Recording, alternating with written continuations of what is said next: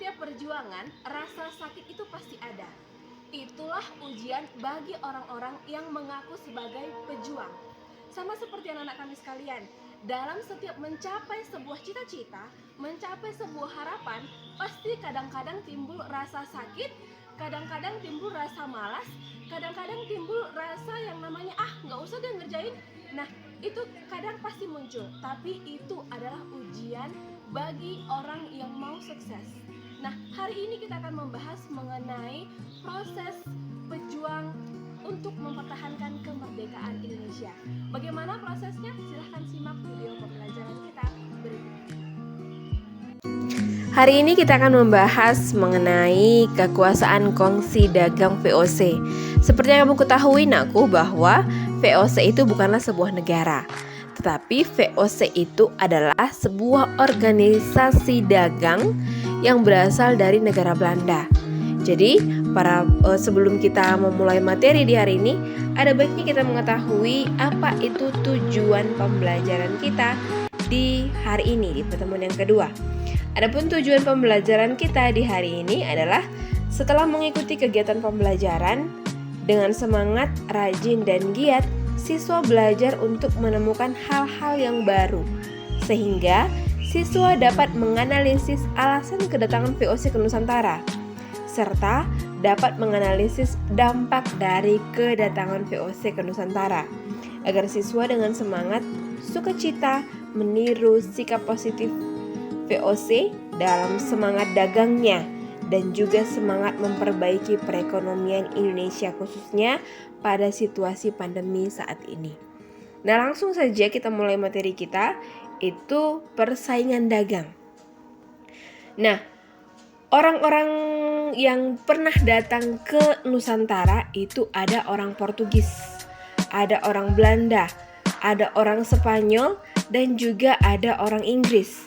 Sebenarnya para pedagang ataupun perusahaan dagang Portugis ini mereka bersaing dengan para pedagang Belanda, bersaing dengan para pedagang Spanyol, bersaing dengan para pedagang Inggris, dan juga seterusnya. Di dalam satu bangsa pun mereka saling bersaing untuk memicu pembentukan persekutuan dagang. Jadi salah satu contohnya adalah negara Inggris. Mereka berhasil membentuk yang namanya kongsi dagang yang diberi nama EAC. Jadi EAC ini dibentuk di Calcutta, di India. Sedangkan ada lagi orang ataupun negara yang membentuk organisasi dagang, yaitu negara Belanda. Belanda ini membentuk VOC dan diresmikan di Amsterdam, tapi ada tujuannya. Nah, tujuannya adalah menghindari yang namanya persaingan yang tidak sehat antara sesama kelompok dagang Belanda. Jadi seperti yang sudah di awal tadi saya katakan, sesama negara itu pun saling bersaing. Nah, yang kedua, memperkuat kedudukan para pedagang Belanda yang menghadapi persaingan dengan pedagang negara lain. Dan yang ketiga, itu adalah sebagai kekuatan revolusi sehingga VOC ini memiliki tentara. Nah, itu dia yang namanya tujuan dari dibentuknya organisasi VOC yang berasal dari negara Belanda. Nah, selain itu, di organisasi VOC ini punya Dewan 17. Jadi yang memimpin ataupun yang menjalankan organisasi ini dinamakan sebagai Dewan 17. Nah, jadi dari pemimpin ini tadi, maka VOC memiliki beberapa kewenangan. Nah, kewenangan ataupun hak-haknya ada 7. Yang pertama itu bebas melakukan monopoli perdagangan di wilayah antara Semenanjung Harapan sampai dengan Selat Magelhaens, termasuk juga kepulauan Nusantara saat itu naku. Nah, yang kedua itu dia juga bebas membentuk angkatan perang sendiri. Jadi bayangkan kalau dia bebas membentuk angkatan perang tanpa persetujuan dari negaranya. Bagaimana keadaan daerah yang mau dikuasai sama VOC dalam hal perdagangan. Yang ketiga itu melakukan peperangan. Jadi kalau sudah ada angkatan perang berarti sudah pasti ada yang namanya peperangan. Yang keempat, mengadakan yang namanya perjanjian dengan raja-raja setempat. Kalau misalnya si VOC ini sudah sampai di satu tempat, maka si VOC ini bebas melakukan perjanjian dengan raja-raja yang ada di daerah yang sudah ditempatinya. Yang kelima, ini mereka bebas mencetak dan mengeluarkan mata uang sendiri. Nah, jadi berapapun uang keluar itu bebas mereka cetak sendiri mata uangnya. Nah, yang keenam itu mengangkat pegawai sendiri. Yang ketujuh itu memerintah di negara jajahan. Jadi kalau dia menginginkan satu negara itu, dia bebas karena sudah ada yang namanya hak-hak istimewa dan ataupun kewenangan-kewajiban yang ada pada organisasi VOC. Nah, dari ketujuh hak istimewa VOC ini tadi, maka yang menjadi gubernur VOC yang pertama itu bernama Peter Booth. Jadi, Peter Booth ini memimpin VOC di tahun 1602 sampai dengan 1614. Jadi Peter Booth ini pertama kali mendirikan pos perdagangan di daerah Banten pada tahun 1610. Jadi pada tahun itu juga Peter Booth ini meninggalkan Banten dan berhasil memasuki Jayakarta. Nah, Jayakarta itu saat itu berubah menjadi sebuah pelabuhan.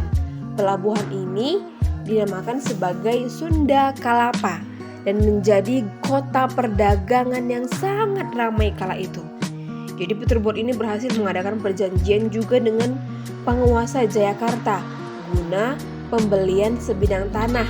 Jayakarta ini nanti lama-kelamaan ada nanti satu cerita. Jadi ini yang akan menjadi sebuah nama yang Jayakarta diganti menjadi Batavia nanti jadinya. Nah, selain itu Peter Booth juga berhasil mendirikan kantor dagang ataupun pos perdagangan di daerah Ambon. Jadi banyak sekali usaha-usaha yang dilakukan sama VOC terkhususnya di bawah kepemimpinan Peter Booth. Dan kekejaman VOC.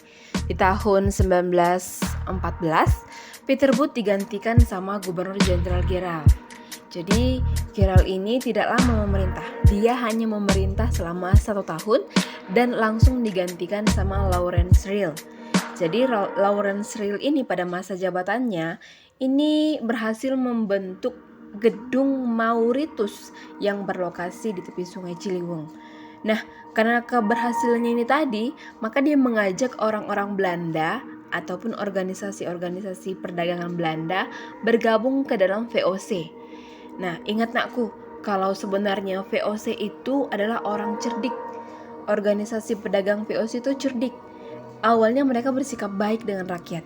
Tetapi lama-kelamaan, orang-orang Belanda ini tadi mulai menampakkan sikap congkak dan juga sombongnya kepada rakyat. Nah, karena sikap congkaknya ini tadi, maka banyak menimbulkan perlawanan dari rakyat dan juga penguasa lokal. Gubernur Jenderal Lawrence ini mendapat teguran dari ratu kala itu, dan dia akhirnya digantikan oleh Gubernur Jenderal Jan Pieter Coenjoen ataupun disingkat sebagai Jipikon. Ini Jipikonnya, nak. Jadi Jipikon ini memerintah terkenal dengan yang namanya kekejamannya. Nah, dia kejam, dia juga ambisius. Jadi karena ambisiusnya, kota Jakarta ini dibumi hanguskan oleh si Jipikon. Jadi kenapa bisa dibumi hanguskan? Karena Jipikon ini menginginkan satu daerah baru. Dia tidak mau terjadi yang namanya pemberontakan. Jadi pada saat itu si Jipikon ini membangun yang namanya daerah baru ataupun kota baru di atas puing-puing si Jayakarta tadi dan mengganti nama kota baru ini tadi dinamakan sebagai Batavia. Nah, Jipikon adalah jenderal yang ambisius. Dia juga dapat dikatakan sebagai peletak dasar VOC kala itu. Nah, jadi karena dia sebagai peletak dasar penjajahan VOC di Indonesia, maka JP Kuhn itu berusaha meningkatkan eksploitasi kekayaan bumi di Nusantara khususnya kala itu. Ada beberapa cara-cara. Cara-caranya yang pertama itu adalah merebut yang namanya pasar produksi pertanian. Biasanya dengan memaksa monopoli, seperti monopoli rempah-rempah di Maluku. Monopoli berarti ada yang namanya pemaksaan. Yang kedua itu tidak ikut aktif secara langsung dalam kegiatan produksi hasil pertanian. Jadi cara memproduksi hasil pertanian ini dibiarkan berada di tangan kaum pribumi. Tetapi yang penting sekali adalah VOC dapat memperoleh hasil-hasil pertanian itu dengan mudah, sekalipun harus dengan paksaan. Nah, yang ketiga, ini VOC selalu mengincar dan berusaha keras untuk menduduki tempat-tempat yang memiliki posisi strategis. Nah, cara-cara yang dilakukannya itu seperti dengan kekerasan, peperangan, juga melakukan politik adu domba. Bagaimana biar dapat, seperti itulah dibuatnya. Nah, yang keempat, VOC melakukan campur tangan terhadap kerajaan-kerajaan di Nusantara, terutama menyangkut usaha pengumpulan hasil bumi dan juga pelaksanaan monopoli. Jadi, dia pun berusaha mendekati yang namanya kerajaan agar bisa melakukan monopoli kala itu. Nah, yang kelima, lembaga-lembaga pemerintah tradisional, kerajaan, ini masih tetap dipertahankan dengan harapan bisa dipengaruhi ataupun bisa nanti diperalat, tapi kalau nggak mau, pasti yang namanya dia melakukan peperangan. Setelah berhasil membangun Batavia dan meletakkan dasar-dasar penjajahan di Nusantara, maka JP Kuhn ini kembali ke negeri Belanda. Dia digantikan sama Pieter de Carpenten. Jadi Pieter de Carpenter ini tidak lama memerintah, tetapi si JP Kuhn ini kembali lagi ke Batavia. Diangkat kembali sebagai untuk jabatan yang kedua kalinya JP Kuhn. Jadi karena itu JP Kuhn ini semakin congkak dan kejam dalam menjalankan kekuasaannya di Nusantara. Bahkan dia melakukan yang namanya politik divided et impera. Dia terus melakukan politik itu, politik adu domba, divided et impera yang politik divided et impera itu adalah politik adu domba. Nah, rakyat pun karena politik adu domba ini tadi, apalagi dengan ini semakin menderita, semakin sengsara. JP Kuhn ini tidak melihat kesengsaraan masyarakat. Dia terus melakukan berbagai cara agar dia bisa mendapatkan keuntungan yang banyak. Nah, dan usaha terakhirnya itu adalah memperluas pengaruhnya di daerah Nusantara, baik itu di Mataram, baik itu di Aceh, di Sumatera, di Jawa, dan lain sebagainya. Bahkan dia berhasil melakukan yang namanya perjanjian-perjanjian dengan beberapa daerah. Nah, ada yang disebut sebagai perjanjian Bongaya, ada yang disebut dengan perjanjian-perjanjian yang lainnya. Pokoknya dia berhasil memperluas wilayah sampai ke Pulau Sumatera, sampai ke daerah Jawa dan Makassar beserta Kalimantan dan daerah-daerah yang lainnya. Nah, tapi walaupun kejayaan itu nggak sampai di situ, nggak sampai mereka bisa sejaya-jayanya. Akhirnya ada saatnya seperti ada pepatah mengatakan kehidupan itu seperti roda berputar. Nah, VOC akhirnya ada juga saatnya gulung tikar. Kenapa? Karena pada saat itu pada tahun 1749 itu terjadi perubahan yang mendasar dalam tubuh VOC. Jadi pengurus VOC ini tadi yang Dewan 17 tadi tidak lagi memikirkan usaha perdagangannya. Mereka hanya memperkaya diri mereka. Bagaimana cara mereka kaya? Seperti itulah caranya. Jadi kas VOC pun dampaknya kas VOC semakin merosot tajam karena berbagai perang dan juga beban utang yang semakin banyak. Itu nggak mereka pedulikan lagi. Mereka hanya mempedulikan bagaimana cara mereka memperkaya diri mereka. Nah, akhirnya pejabat VOC juga semakin ingin dihormati kala itu. Nah, salah satu contohnya mereka harus dihormati, ya setiap kali mereka lewat, mau ngapain pun kita harus menundukkan badan kita kepada orang-orang VOC kala itu. Nah, akhirnya di tanggal 31 Desember karena keserakahan ini tadi, karena tidak memperdulikan lagi keadaan ekonomi, maka VOC ini pun dinyatakan bubar karena utangnya, karena kerugiannya, dan dialihkanlah tadi semua utang piutangnya tadi kepada pemerintahan Belanda. Maka berakhirlah yang namanya masa kepemerintahan VOC, tetapi tetap saja kita masih dipimpin sama orang Belanda. Nah, itulah permulaan kita dipimpin sama orang-orang Belanda. Nah, pada masa penjajahan pemerintahan Belanda itu ada 3 masa. Kenapa? Karena sejak zaman kolonial Belanda di Indonesia itu telah berkembang yang namanya penanaman kopi, tembakau, dan juga tebu. Nah, ketiga-tiga ini sudah menjadi bahan ekspor bagi orang-orang Belanda. Sedangkan kalau misalnya tanaman nila, karet, dan yang lainnya itu menjadi tanaman pokok pada masa kolonial di Indonesia, terutama pada era tanam paksa kala itu. Nah, ada 3 jalan cerita pada masa kepemerintahan Belanda kala itu. Yang pertama masa pemerintahan Republik Batav, yang kedua perkembangan kolonialisme Inggris di Indonesia, dan yang ketiga dominasi pemerintahan Belanda. Nah, kali ini kita akan bahas satu persatu. Yang pertama dulu kita bahas adalah masa pemerintahan Republik Batav. Pada tahun 1795 terjadi perubahan di Belanda. Muncul kelompok-kelompok yang menamakan diri mereka adalah kaum patriot. Nah, kaum patriot ini mereka terpengaruh oleh semboyan revolusi Prancis. Semboyan revolusi Prancis itu adalah kemerdekaan, persamaan, dan juga persaudaraan. Jadi, di tahun 1795, pasukan Prancis menyerbu yang namanya Belanda. Jadi, Raja William melarikan diri ke Inggris. Belanda akhirnya dikuasai sama Prancis. Jadi dibentuklah yang namanya pemerintahan baru sebagai bagian dari Prancis yang dinamakan sebagai Republik Batav. Jadi Republik Batav ini dipimpin oleh Louis Napoleon. Louis Napoleon ini adalah saudara dari Napoleon Bonaparte.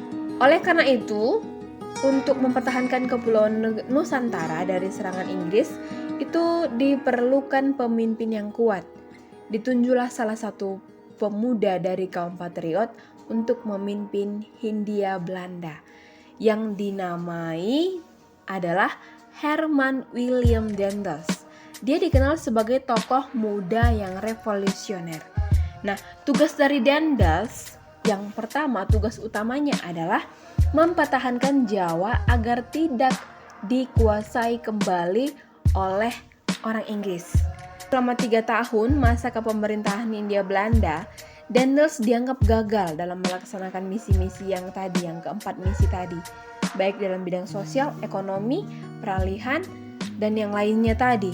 Maka misi dalam mempertahankan Pulau Jawa dari Inggris pun dianggap yang dijalankannya tadi merugikan negara karena banyak korupsi. Nah, jadi karena itu Daendels dipanggil oleh pemerintah kolonial untuk kembali ke negaranya dan digantikan oleh Jan Willem Jansen. Jan Willem Jansen ini memerintah dan dia terkenal sebagai politikus kebangsaan Belanda. Sebelum memerintah, sebenarnya Jansen ini pernah menjabat menjadi jenderal juga di Tanjung Harapan di Afrika Selatan itu. Nah, jadi Jansen ini mencoba memperbaiki keadaan yang ditinggalkan sama Daendels terutama dalam bidang ekonomi karena banyak tadi yang namanya korupsi-korupsi. John William Johnson yang digantikan sama yang menggantikan Daendels ini tadi nggak bisa banyak berbuat karena penguasa Inggris di India sangat kuat. Bahkan pasukan Inggris lebih kuat sehingga berhasil memukul mundur yang namanya Johnson beserta dengan pasukannya. Nah, Johnson kemudian mundur ke daerah Salatiga dan akhirnya menyerah di daerah Tuntang. Bahkan penyerahan Johnson ini tadi nakku secara resmi ke pihak Inggris ini ditandai dengan adanya perjanjian kapitulasi Tuntang yang ditandai pada tanggal 18 September 1811. Nah, jadi karena penyerahan ini tadi maka kepemimpinan Indonesia beralih kepada perkembangan kolonialisme Inggris di Indonesia. Tadi Belanda, karena Belanda tadi menyerahkan dirinya di daerah Tuntang kepada Inggris, maka Inggrislah yang memimpin Indonesia kala itu. Nah, pusat pemerintahan Inggris itu berkedudukan di daerah Batavia. Sudah dikuasai tadi Batavia kan, yang dihancurkan daerah Jakarta diganti namanya menjadi Batavia. Jadi Batavia inilah yang dibuatkan sebagai pusat perdagangan Inggris selama berada di Nusantara. Nah, yang memimpin kala itu adalah Raffles. Raffles ini berpegang pada 3 prinsip. Yang pertama ini segala bentuk kerja rodi dan juga penyerahan wajib pajak ini dihapuskan, diganti menjadi penanaman bebas oleh rakyat.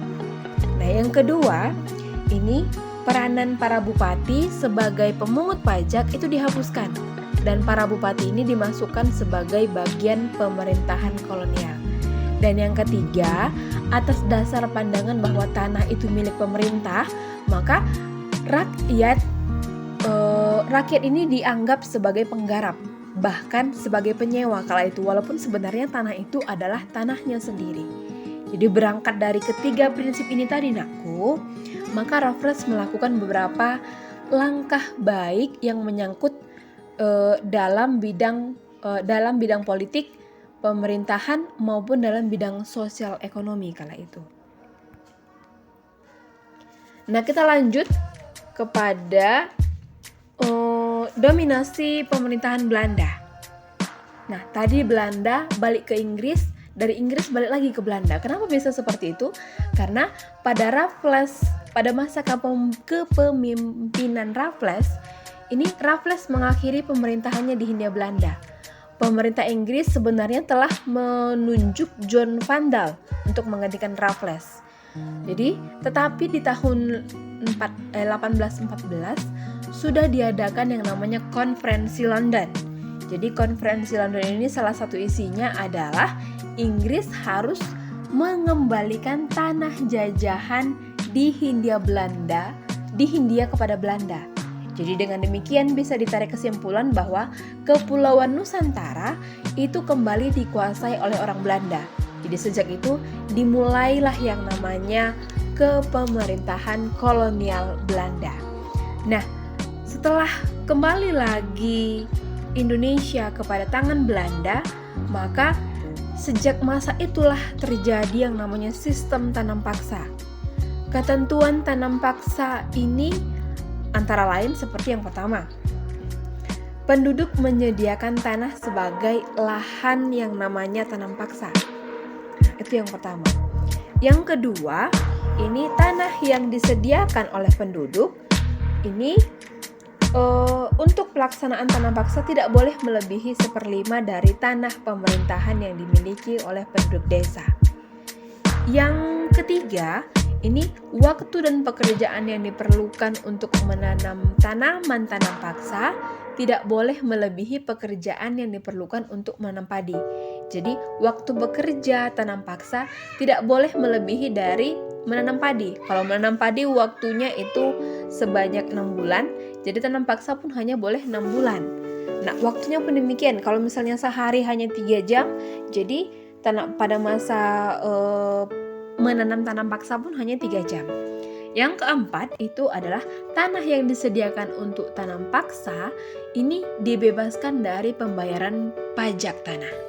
Yang kelima, hasil tanaman yang berkaitan dengan pelaksanaan tanam paksa wajib diserahkan kepada pemerintah Hindia Belanda. Jadi jika harga ataupun nilai hasil tanaman ditaksir melebihi pajak tanah, ini harus dibayarkan oleh rakyat, maka kelebihan pajak ini dikembalikan pada rakyat. Baik kan mereka rencananya? Dan yang keenam itu adalah kegagalan panen yang bukan disebabkan oleh kesalahan rakyat ataupun petani, itu menjadi tanggung jawab pemerintah. Yang berikutnya, penduduk desa yang bekerja di tanah-tanah untuk pelaksanaan tanam paksa berada di bawah pengawasan langsung para penguasa pribumi. Sedangkan kalau pegawai-pegawai Eropa itu hanya melakukan pengawasan secara umum. Nah, dan yang terakhir, ada penduduk yang bukan petani ini diwajibkan bekerja di pabrik perkebunan milik pemerintah selama 65 hari dalam 1 tahun. Nah, sama seperti masa menanam padi. Nah, itulah yang namanya ketentuan-ketentuan tanam paksa. Jikalau kita koreksi satu persatu, semuanya baik-baik saja. Tidak terlalu merugikan masyarakat Indonesia walaupun ada tadi lahan kita dipakai sebagai tempat tanam paksa. Walaupun demikian, masih ada keadilan di dalamnya. Ternyata, walaupun ini katanya, dalam pelaksanaannya, tanam paksa ini ternyata berbanding terbalik di lapangan. Rakyat merasakan penderitaan, sedangkan Belanda mendapatkan keuntungan dan juga kekayaan.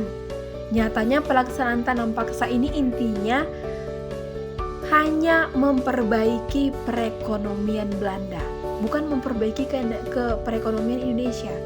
Yang ada muncul usaha swasta. Jadi belum muncul pun tadi usaha swasta, kita sudah menderita. Tanah kita digarap menjadi lahan tanam paksa. Muncul lagi yang namanya usaha swasta di Indonesia untuk mendukung semua itu, untuk mendukung perekonomian orang-orang Belanda. Jadi ada cara mereka untuk mendukung agar usaha swasta ini bisa berkembang. Salah satunya adalah membangun yang namanya irigasi, membangun yang namanya jalan raya, jembatan, kereta api, dan lain sebagainya. Pembangunan yang ada kala itu semuanya yang mengerjakan tenaga kerjanya adalah rakyat pribumi. Orang-orang Belanda di mana? Orang-orang Belanda hanya sebagai patroli saja. Tenaga kita yang dipakai belum tentu kita mendapatkan upah dari hasil kerja kita. Nah, jadi maka dari itu aktivitas pelayaran dan juga perdagangan yang dilakukan oleh orang-orang Eropa sudah semuanya menjangkau seluruh wilayah Indonesia. Jadi dalam kenyataannya bukan hanya perkembangan ekonomi bukan hanya perkembangan pertanian sebenarnya yang kita dapatkan, tetapi ada juga perkembangan yang lainnya, yaitu perkembangan keagamaan. Nah, dalam kenyataannya perkembangan agama Kristen yang dibawa oleh orang Belanda dan agama Katolik ini dibawa oleh orang Portugis semakin diminati bagi bangsa Indonesia. Nah, dari ini tadi bisa kita tarik kesimpulan bahwa sebenarnya itu masyarakat Indonesia ada mendapatkan dampak positifnya. Dampak positif berarti tanaman-tanaman baru ada kita dapat. Jadi cara-cara menanam ada kita dapat, cara-cara menjual ada kita dapat. Organisasi-organisasi kepemimpinan pun ada kita dapatkan. Tetapi yang lebih banyak kita dapatkan, yang lebih banyak kita rasakan adalah penderitaan, kesengsaraan, khususnya rakyat-rakyat pribumi kecil kala itu. Nah, tugas kamu adalah